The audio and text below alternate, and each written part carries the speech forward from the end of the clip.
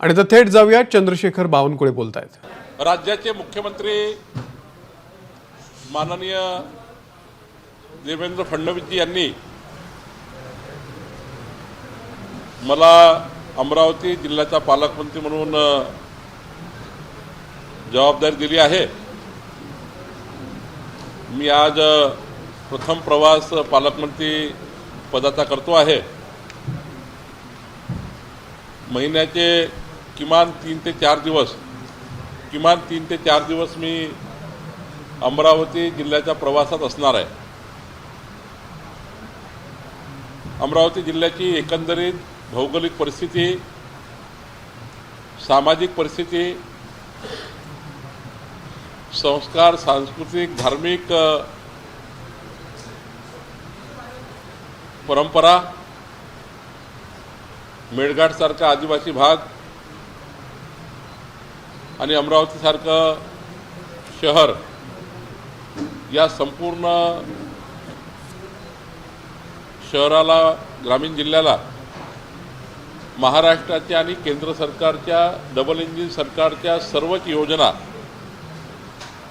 समाजाच्या शेवटच्या व्यक्तीपर्यंत पोहोचण्याकरता माझी जबाबदारी प्रामुख्याने आहे। अमरावती जिल्हा शहराने जे महायुतीला प्रचंड मतदान केलं आहे, एक मोठं यश, ऐतिहासिक यश आम्हाला मिळालं आहे। आम्हाला याची जाणीव आहे की हे यश जे आहे हे यश अपेक्षाचं आहे। यशामागे अपेक्षा आहे, जनतेच्या आशा आहे आणि आमच्या सर्व आमदारांना आणि मला याची जाणीव आहे की जेव्हा भरभरून मतं मिळतात तेव्हा जनताही आपल्याकडे बघत असतं की तुम्ही काय करताय। जे काही मॅन्डेट आम्हाला मिळालं आहे त्या मॅन्डेटमधनं देवेंद्र फडणवीस सरकार, आमचं सरकार पारदर्शी सरकार आणि गतिमान सरकार म्हणून काम करण्याचा आम्ही प्रयत्न करतो आहे। राज्याचा महसूल मंत्री म्हणूनही माझ्या ज्या जबाबदाऱ्या आहेत त्या मी पार पाडणारच आहे। नागपूर जिल्ह्याचा पालकमंत्री म्हणून जबाबदाऱ्या आहेत, पक्षाचे अध्यक्ष म्हणून माझ्यावर जबाबदारी आहे आणि मग हे करत असताना अमरावतीलाही मोठा न्याय द्यायचा आहे। अमरावतीमध्ये विभागीय कार्यालय आहे, विभागाचा कंट्रोल अमरावतीवरनं आहे, त्यामुळे अमरावती विभागालाही न्याय देण्याची भूमिका ही आम्हाला या ठिकाणी करायची आहे। अमरावतीमध्ये जिल्हा नियोजन समितीच्या माध्यमातून, DPCच्या माध्यमातून DPCचा साईज वाढवायचा आहे। जो साईज आहे त्या साईजमध्ये पूर्ण विकास होऊ शकणार नाही। यावर्षी मी माननीय मुख्यमंत्री महोदयांना आणि अर्थमंत्र्यांना विनंती करणार आहे, अजित पवार साहेबांना, की थोडा DPCचा अमाऊंट आणि साईज वाढवला पाहिजे। जसं नागपूरमध्ये हा साईज 1200 कोटी रुपये आहे, तर अमरावतीमध्ये एका दिवशी होणार नाही। प्रत्येक वर्षी जर थोडा साईज वाढला तर आपल्याला जो काही जास्त पैसे मिळतील त्यातनं आपल्याला आमच्या महायुतीच्या सर्व कार्यकर्त्याच्या अपेक्षा पूर्ण करता येतील, याकरताही आम्हाला त्या ठिकाणी काम करायचं आहे। शेवटी आम्ही महायुती जे नेते या ठिकाणी बसले आहेत, या सर्व नेते म्हणून आमची एकच भावना आहे की महाराष्ट्राचं सरकार आणि देशाचं सरकार, केंद्राचं सरकार, एकडे मोदीजी, दुसरीकडे देवेंद्रजी, अजितदादा, एकनाथ शिंदे, आम्ही सर्व मिळून या महाराष्ट्राच्या जनतेला जो आम्ही निवडणुकीमध्ये मॅनिफेस्टो दिला, जाहीरनामा दिला होता, वचननामा दिला होता, जो संकल्पनामा दिला होता, त्या संकल्पनाम्यावर आधारित संपूर्ण कामं जे जे आमच्या आमदारांनी आश्वासन दिले मतदारसंघात फिरताना, संपूर्ण आश्वासनाची पूर्ती ही पालकमंत्री म्हणून माझ्यावर जास्त जबाबदारी आहे, ती माझी जास्त जबाबदारी आहे। खरं तर मी 5 वर्ष नागपूर जिल्ह्याचा पालकमंत्री म्हणून काम केलं आहे, ते थोडा पालकमंत्री म्हणून काम करण्याचा अनुभव माझ्या पाठीशी आहे। मागच्याही सरकारमध्ये मी ऊर्जा मंत्री म्हणून काम केलं आहे, मंत्री म्हणून काम करण्याचाही पाठीशी अनुभव आहे। या अनुभव की अमरावतीकरांचे प्रश्न आजही मी जेव्हा सकाळी अंबामातेचं दर्शन करून जेव्हा मी रवी राणाकडे यांच्याकडे गेलो, 300-400 निवेदन त्याच ठिकाणी आले आणि आताही रस्त्यात येता येता मी महानुभाव पंथाच्या राजापूरच्या आश्रमातही गेलो, त्यानंतर गौशाळेचाही त्या ठिकाणी लाडू चुला आम्ही त्या ठिकाणी गुळ आणि त्या ठिकाणी गुळ चुला करून ते गुळ आम्ही गौशाळेमध्ये वाटप केला। खरं तर आज सकाळपासून मी अनेक व्यस्त कार्यक्रमात स्वातंत्र्य संग्राम सैनिकांच्या घरी गेलो, त्या ठिकाणी अनेक कार्यक्रमात मी गेलो. मला एवढंच म्हणायचं आहे की अमरावतीकरांच्या अशा अपेक्षा खूप आहे. अमरावती शहराच्या विकासाचा एक मोठा बॅकलॉगही आहे. अमरावतीला नागपूर शहराच्या बरोबरीत तर आम्ही आणू शकणार नाही, ते प्रामाणिकपणे कबूलही केलं पाहिजे. पण प्रति नागपूर म्हणून अमरावती हे सुद्धा सर्व बाजूनी चांगलं झालं पाहिजे. एका 5 वर्षात मी हे करू शकणार नाही, पण अमरावतीमध्ये काही बदल नक्की झाले पाहिजे, विकासात्मक बदल झाले पाहिजे, काही चांगले डेव्हलपमेंट शहरात दिसतील याचा विचार केला पाहिजे. जे काही सरकारकडे वेगवेगळ्या योजनांतनं पैसा पेंडिंग आहे, जे अमरावती जिल्ह्याचा हिस्सा जो सरकारकडे प्रलंबित आहे त्या खात्यामध्ये प्रलंबित आहे. एकूण 53 खाते सरकारमध्ये आहे.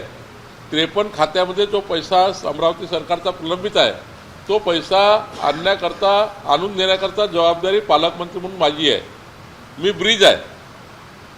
आमदार आणि सरकारमध्ये, जनता आणि सरकारमधला ब्रिज हा पालकमंत्री असतो, हा पूल असतो, सरकारला जनतेशी जोडणारा ब्रिज असतो.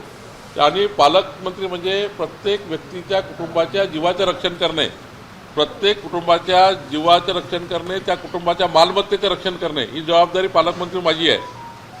सुरक्षा देणे, सिक्युरिटी देणे, त्या ठिकाणी मालमत्तेचं रक्षण करणे, जीवाचं रक्षण करणे ही जबाबदारी माझी आहे. आणि त्यामुळं निश्चितपणे जे जे काही करता येईल, जे जे माझ्या क्षमतेमध्ये असेल, जो मला अधिकार प्राप्त आहे त्या अधिकाराचा निश्चित मी चांगला वापर करेल आणि सर्वच पक्षाला सोबत घेऊन अमरावतीचा विकास करण्याचा प्रयत्न करेल. शेवटी विकासामध्ये सर्वच पक्षांना सोबत घ्यायचं असतं. महायुतीचं आमचे आहेत, पण विरोधकालाही आम्ही आवाहन करणार आहे की अमरावतीच्या विकासामध्ये विरोधकांनाही त्यांचे चांगले विधायक काम आम्हाला सांगावे. जे जे आज पदावरी नसतील, माजी झाले असतील, त्यांचेही कामं असतील, त्यांनी शेवटी जे कोणी कामं सांगणार आहे ते लोकांसाठी सांगणार आहे, जनतेसाठी सांगणार आहे.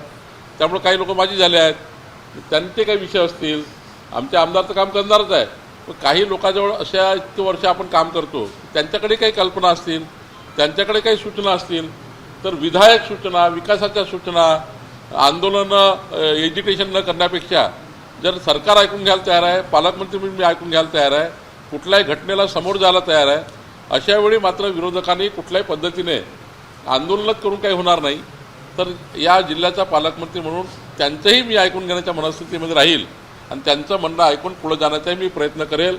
आमचे महायुतीचे 3ही पक्ष, राष्ट्रवादीच्या सुरेखाताई आहेत, आमचे शिवसेनेचे आमचे अध्यक्ष आहेत, भाजपाचे अध्यक्ष आहेत, आम्ही 3ही पक्ष, आमची 13 पक्षाची महायुती, आम्ही सोबत तर आहोत.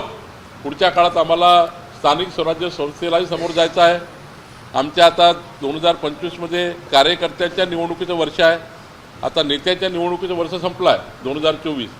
आता कार्यकर्त्याच्या निवडणुकीचं वर्ष आहे आणि 2025मध्ये आम्हाला संपूर्ण महानगरपालिका, संपूर्ण जिल्हा परिषदा, नगरपालिका सर्व स्वाभिमान पक्ष आमच्यासोबत आहे, रवी नानाजी आहे, आम्ही सर्व बसून महायुती म्हणून पुढच्या काळामध्ये स्थानिक स्वराज्य संस्थेला सुद्धा आम्ही समोर जाऊ. आम्हाला 100% स्थानिक स्वराज्य संस्थेत जिंकायचं आहे.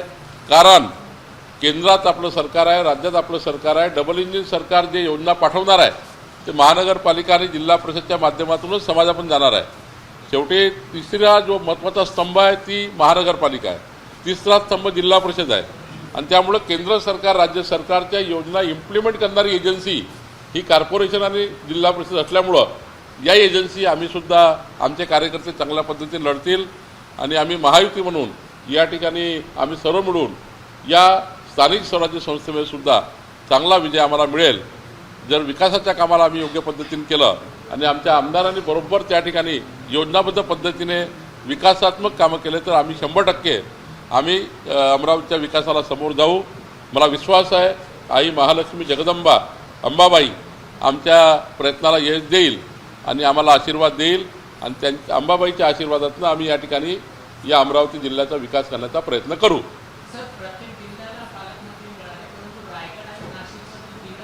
आता अमरावतीचं बोला काही, आता अमरावतीचं काही बोलू.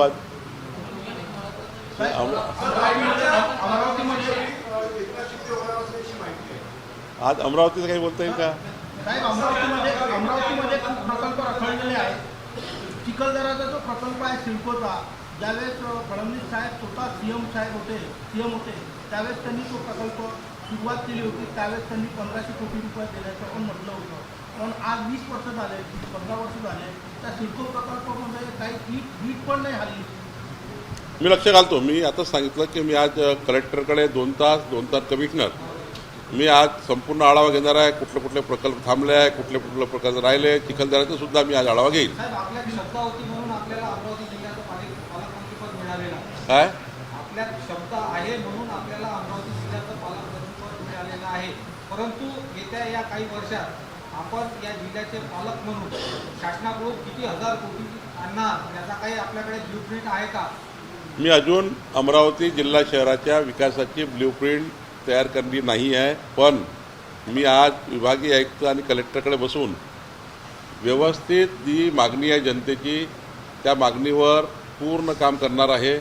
असं करोड रुपये, 1000 कोटी, 2000 कोटीचे आकडे जाहीर करण्यापेक्षा मी आधीच सांगितलं माझ्या बोलण्यामध्ये, जनतेच्या मनात काय आहे, जनतेला कुठला विकास पाहिजे आहे, रोजगारासाठी काय करता येईल, शेतकरी शेतमजुराकरता काय करता येईल, केंद्र सरकार राज्य सरकारच्या सुरू योजना पूर्ण इम्प्लिमेंट कशा करता येतील, आणि अमरावती जिल्ह्याकरता विशेष जे महत्त्वाचे कामं आहेत, जसं आता चिखलदऱ्यात तुम्ही बोलले सिडकोचं, असे जे प्रलंबित कामं आहेत.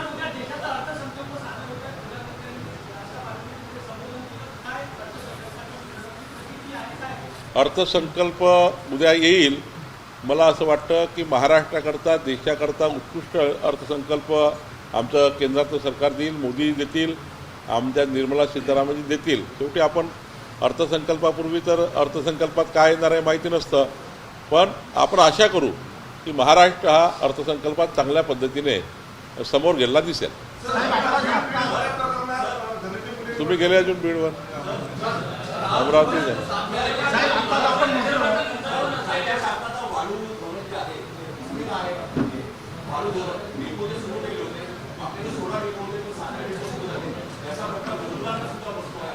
चांगला प्रश्न मांडला, तुमचे धन्यवाद. काल चांगला प्रश्न मांडला त्याबद्दल धन्यवाद व्यक्त करतो. काल सरकारने नवीन वाढू धोरण जाहीर केलं आहे आणि ते पब्लिक डोमेनवर आहे. माझी विनंती आपल्या सर्वांना आहे, 7 दिवस 5 तारखेपर्यंत आम्ही वेळ ठेवला आहे. त्यावर सूचना, आम्ही डेपोचे टेंडर डेपो हा पॅटर्न रद्द केला आहे आणि आता इतकं चांगलं वाढू धोरण आणतो आहे की 100% क्रश सँड, म्हणजे दगड वाहून तयार केलेली रेती, दगडावरून तयार केलेली सँड, गिट्टीवरनं तयार केलेली सँड 100% बांधकामावर वापरू शकतो. याचं टेक्निकली आम्ही त्यात टाकलेलं आहे. PWDचे 100% बांधकामं आता रिव्हर्स सँडची गरज नाही आहे, क्रश सँडवर होऊ शकतात. आज जे धोरण आम्ही मांडलेलं आहे त्या धोरणावर तुम्ही सर्वांनी, मी आपल्या माध्यमातून महाराष्ट्राच्या जनतेला विनंती करतो, काल आमचं वाढू धोरण आलं आहे. या वाढू धोरणावर काय आक्षेप घ्यायचे असतील ते आक्षेप घ्यावे किंवा सूचना मांडाव्या. आम्ही केलेलं धोरण पुढच्या 7 दिवसांनी कंटिन्यू करतो आहे आणि या राज्याला नवीन वाढू धोरण मिळणार आहे. आणि असं वाढू धोरण ज्यामध्ये चोऱ्या होणार नाहीत, ज्यामध्ये जनतेला तात्काळ रेती मिळेल, गावातली रेती गावातल्या घरकुलाला मिळेल, गावातली रेती गावातल्या ग्रामपंचायतच्या बांधकामाला मिळेल, असं एक स्पष्ट धोरण आम्ही आणलेलं आहे. आपल्या सर्वांना माझी विनंती आहे की या धोरणावर जास्तीत जास्त सूचना आम्हाला द्याव्या.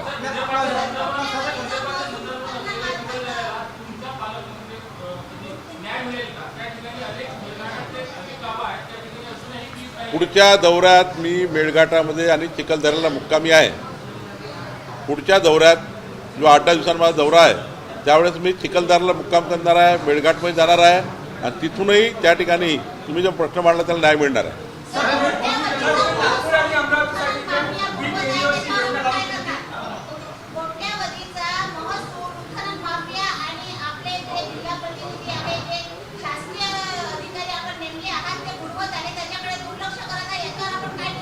मी याच्यावर आज पूर्ण आढावा घेणार आहे. तुम्हाला दिसेल की यामध्ये मोठ्या प्रमाणावर फरक झाला आहे 15 दिवसामध्ये. पण आत्ता तुम्ही जे म्हणताय तसं मी निश्चित काम करायसाठी चालू आहे. तुमच्या प्रश्नावर मी काम करेन. नागपूर आणि अमरावती साईडला राज्याला बीट युनिट योजना लागू केली होती, बाहेर जमिनीची, ती मात्र अमरावतीमध्ये लागू झाली नाही. या प्रशासन त्याला कशाला दुर्लक्ष? कुठली योजना? Bit unit. मी आज विभागीय आयुक्ताकडे घेतो विषय. तुमचा विभाग पूर्ण राज्याला महसूल मिळवून देणारा आहे.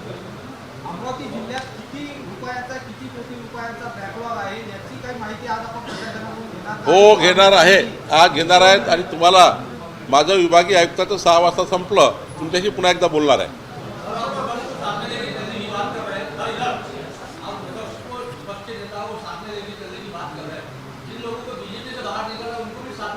सबको लेंगे विकास के लिए, आपको भी लेंगे. पत्रकार देखो, सबसे ज़्यादा आपको साथ में लेने वाला हूँ, क्योंकि आपके पास जो फीडबैक है वो हमारे किसी के पास नहीं है. आपको जनता की समस्या ज़्यादा मालूम है, आप जनता की बात रोज रखते हैं, इसलिए आपसे ज़्यादा लेने वाला हूँ. साहेब आत्ताच आपण म्हटलं का आपण वाढीव निधी आणू या जिल्हा नियोजनासाठी, पण यंदा बघा मागच्या वर्षी 474 कोटी रुपये होते, पण यंदा शासनाने 417 कोटी रुपयाचा प्रस्ताव दिलेला आहे. मग हे तर मी आवर्जून आपल्याला सांगेल की मी काही नाही काही वाढ देवेंद्रजींना मागणार आहे. एकाच वेळी बाकी जिल्ह्याला काय होईल ते होईल, पण अमरावती करता मी वाढ मागणार आहे. 10% चांगली वाढ करणार आहे, चांगली वाढ मागणार आहे. नाही, मला असं वाटतं की DPC संपल्यावर मी तुमच्याशी प्रेसशी बोलील, विभागीय आयुक्त संपल्यावर प्रेसची बोलील, तुम्हाला पुन्हा प्रेस ब्रीफिंग करील मी. आपण म्हटलेलं आहे आणि पारदर्शी आपणच सांगितलं. तुम्ही ऐका, तुम्हाला विदाऊट कॅमेरे बसता येईल तर बसू शकता, काही अडचण नाही, कारण कॅमेऱ्यावर लाईव्ह करणं काही योग्य नाही. DPC तुम्ही जर येत असाल तर मी तुम्हाला खुर्च्याची व्यवस्था करतो.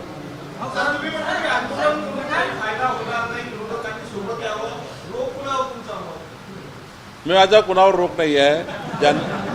ज्यांना आंदोलन करण्याची सवय आहे वारंवार, त्यांना माझं म्हणणं आहे की पहिले एकदा सरकारी चर्चा करावी, सरकारशी बोलून घ्यावं. सरकारने ऐकलं नाही तर मग आंदोलन करावे. पण आम्ही ऐकण्याच्या मूडमध्ये आहो, आम्ही बोलण्याच्या मूडमध्ये आहो. विरोधकांना सुद्धा त्याच्या सूचना आम्ही घ्यायला तयार आहोत. तर आंदोलन कशा करता, आंदोलन नंतर करा जर सरकारने ऐकलं नाही तर.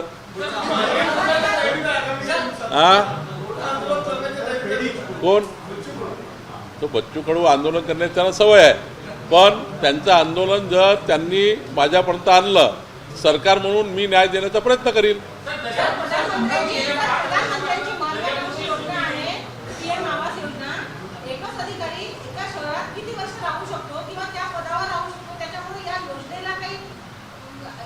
तुम्ही हे प्रेस झाल्यावर माझ्याकडे कागदावर नाव लिहून द्या, त्याला न्याय देतो मी.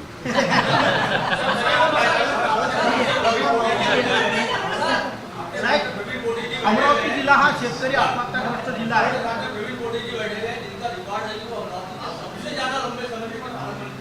हाँ, कितने साल रहे? 4.5 है तो भाई 4.5 साल रहूंगा. अमरावती हा शेतकरी आत्महत्याग्रस्त जिल्हा आहे, पण बघा शेतकऱ्याचे प्रश्न खूप वाढलेले आहेत. भूमी अभिलेखमध्ये 6 महिने शेतकऱ्यांची मोजणी होत नाही. पांदन रस्ते जे पायलट प्रोजेक्ट होते, जेव्हा प्रवीण भाऊ इथे पालकमंत्री असताना मुख्यमंत्र्यांनी फडणवीस साहेबांनी यांना ते पायलट प्रोजेक्ट म्हणून सांगितलं होतं, ते पांदन रस्ते रखडलेले आहेत. आता पालकमंत्री पांदन रस्ते योजनेमध्ये आणि मुख्यमंत्री योजनेमध्ये आम्ही आता चांगलं काम करतो आहे. आता सर्व पांदन रस्ते त्याला क्रमांक देतो आहे, शिवपांदनला क्रमांक देतो आहे. आणि हे क्रमांक टाकल्यावर जसं आपण VR ODRला पैसा येतो, त्याप्रमाणे पालकमंत्री पांदन योजनेलाही पैसा मिळणार. आज पांदन रस्त्याला नंबर नाही आहे, शिवपांदनला नंबर नाही आहे. आत्ता मी 3 महिन्याच्या आत नंबरिंग करतो आहे राज्याचं, आणि नंबरिंग करून पुढच्या काळामध्ये त्यांना या नंबरिंग झाला तर आपला नंबरिंग महसूल खात्याचं काम आहे. जे महसूल चांगला प्रश्न आहे, योग्य प्रश्न आहे, हाच विचारला पाहिजे. महसूल खात्याने ठरवलं आहे की पांदन आणि शिवपांदनचं संपूर्ण नंबरिंग द्यायचं आणि त्यांचा आराखडा तयार करून त्याला योग्य पैसा देऊन एक वेळा अतिक्रमणी काढायचे, रस्ते बनवायचे. नुसते अतिक्रमण काढून होणार नाही, रस्त्यासहित अतिक्रमण काढून काम करायचं.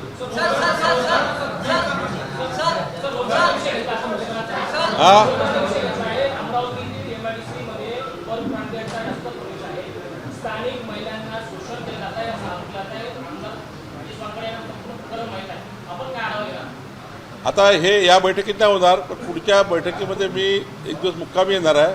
त्यावेळेस मी जे काही आज प्रश्न निर्माण झाले त्यावर बैठक घेणार आहे. पण आज जे या शहराला विविध जे योजना आहेत त्यांचा आराखडा आज घेईल. बाकी प्रश्न पुढच्या बैठकीत.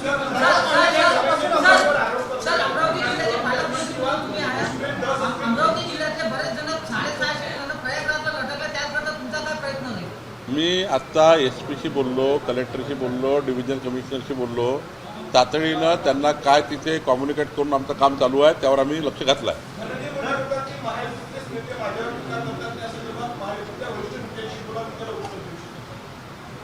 थोडा तिथे आपसात महायुतीमध्ये आमचे आमदार सुरेश धस आणि माननीय धनंजय मुंडे यामध्ये काहीतरी विसंवाद झाला आहे. तो विसंवाद दूर करण्याचा आम्ही प्रयत्न करतो आहे. सुरेश धसही यांच्या काही बाबी ज्या सरपंचाच्या हत्येमध्ये न्याय मिळाला पाहिजे याकरता आहे. धनंजय मुंडे साहेबांचा त्या ठिकाणी त्यांनी सांगितलं की माझा दोष असेल तर माई केव्हाही तयार आहे. शेवटी आपल्याला थोडे याच्यातले जे काही दोघांमधला विषय आहे तो मी निश्चितपणे या दोघांमध्ये बसून यामधला मार्ग काढण्याचा प्रयत्न करणार आहे.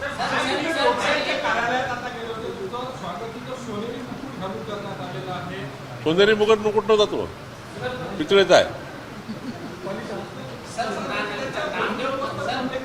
नाही ते केला असेल पण ते पितळेचं आहे. नामदेव महाराज शास्त्री यांनी धनंजय मुंडे यांची पाठराखण केलेली आहे आणि त्यांनी सांगितलेले की धनंजय मुंडे यांची गुन्हेगारी पार्श्वभूमी नाही परंतु त्यांना जाणून बुजून त्याच्यामध्ये ढकलण्यात जात कोणी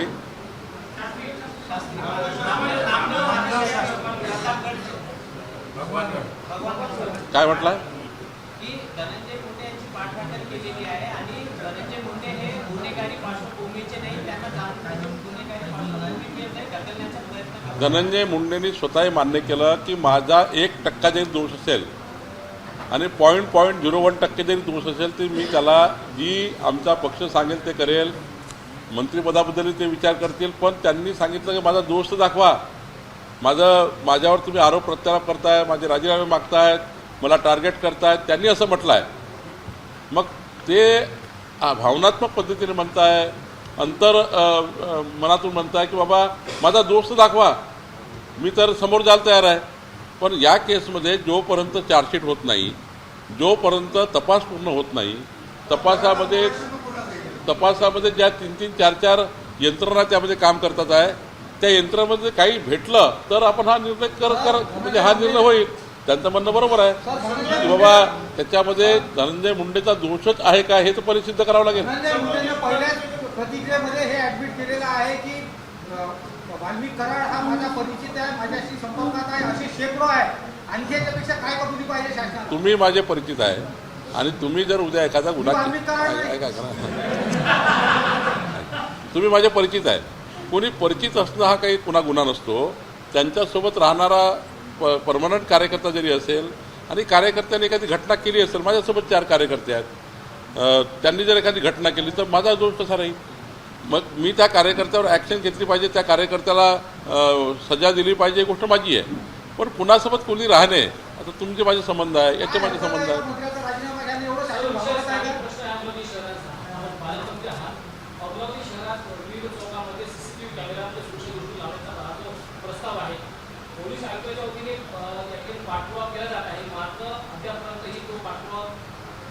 मी त्याच्यामध्ये जास्त लक्ष टाकणार आहे. CCTV सर्व्हिलन्समध्ये हा माझा आवडीचा विषय आणि मी ते करणार आहे. कारण त्या CCTV सर्व्हिलन्सची मुंबई अमरावती शहराच्या जीवाचं आणि सुरक्षेचं रक्षण आहे. त्यामुळं नागपुरात आम्ही खूप प्रयत्न केला. नागपुरात आम्ही CCTV सर्व्हिलन्स केलं. अमरावतीची प्रायोरिटी राहणार आहे.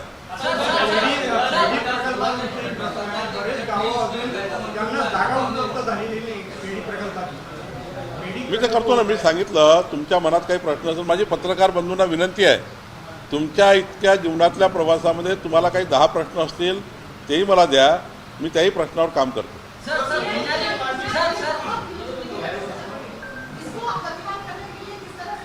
PM किसान को गतिमान करने के लिए अभी एग्री स्टैक आया हुआ है. अच्छा, टेक्सटाइल पार्क, हाँ टेक्सटाइल, उसकी एक बैठक लेता हूँ.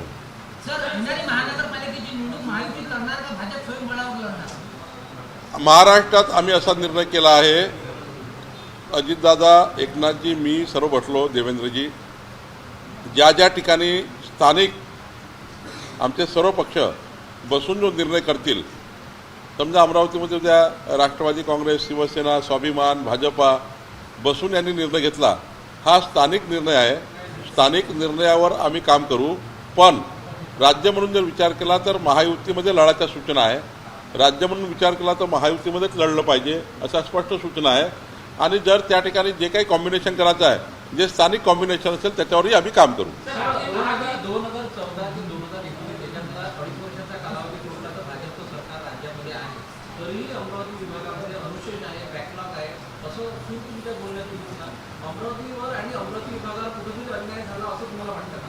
नाही, मला आता याच्यामध्ये पूर्ण अन्याय पण जाता येणार नाही, पण काही गोष्टीचा बॅकलॉग आहे का तर आहे. कारण 53 विभाग आहे राज्य शासनाचे, त्यातले 36 महत्त्वाचे विभाग आहे. या सर्व विभागाचा सर्व विकासाचा जो मापदंड आहे तो अमरावती शहर जिल्ह्याला किंवा विभागाला लागला पाहिजे. याकरता जे काही जिथे गॅप असेल ते गॅप पूर्ण करणं आपली जबाबदारी आहे, ते मी करणार आहे. नाही, आज तर माझ्याकडे कुठली बातमी नाही किंवा माझ्याशी कोणी बोललं नाही, माझ्याशी कोणी काही बोललं नाही आहे, कोणाचीच.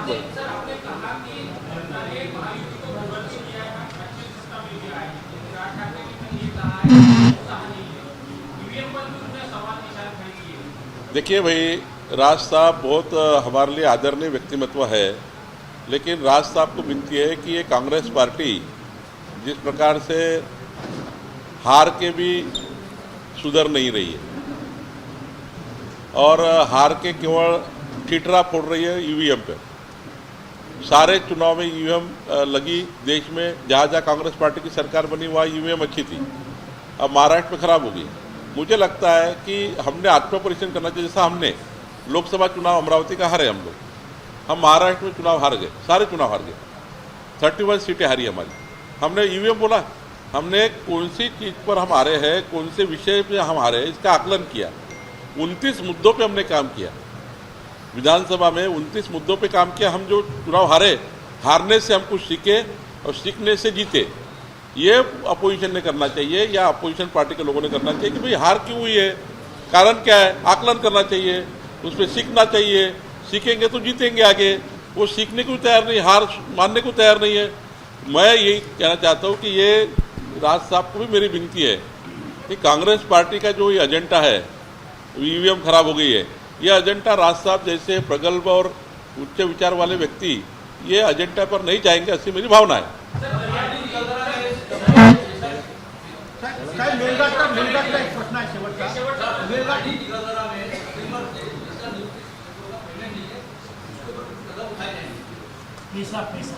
मैं करता हूँ. मेलघाटमध्ये जे रस्ते आहेत शासनाचा निधी घेऊन पडलेला आहे, पण फॉरेस्टला परमिशनच नाही, फॉरेस्टची परवानगी मी आणून देतो. हां,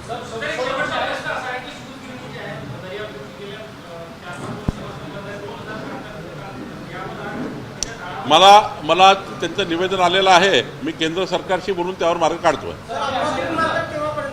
हा, ते आता हो बाबा, काही तर वेळ द्या, थोडा श्वास घ्यायला.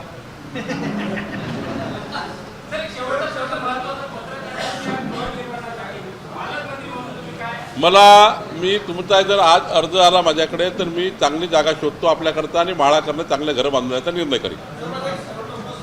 जागा तुम्ही शोधा, कुठली जागा पाहिजे, जागा शोधून द्या आम्हाला. नाही जागा नाही, ज्या सरकारी जागा आहेत, सरकारी जागा त्या शोधून द्या. कुठली पत्रकार बंधूंना विनंती आहे, तुम्हाला कुठली जागा पाहिजे आहे सरकारी, ती जागा मला कळवा, त्याबद्दल मी बैठक घेतो. आणि घर बांधले पाहिजे.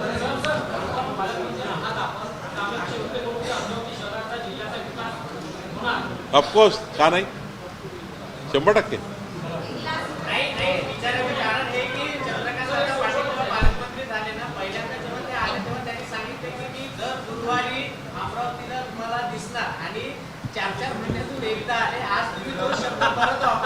मी महिन्याचे 3 किंवा 4 दिवस अमरावतीला असेल. पत्रकार महोदयांनी एक छोटी डायरी करून घ्यावी, तुम्ही डायरीचा हिशोब ठेवावा.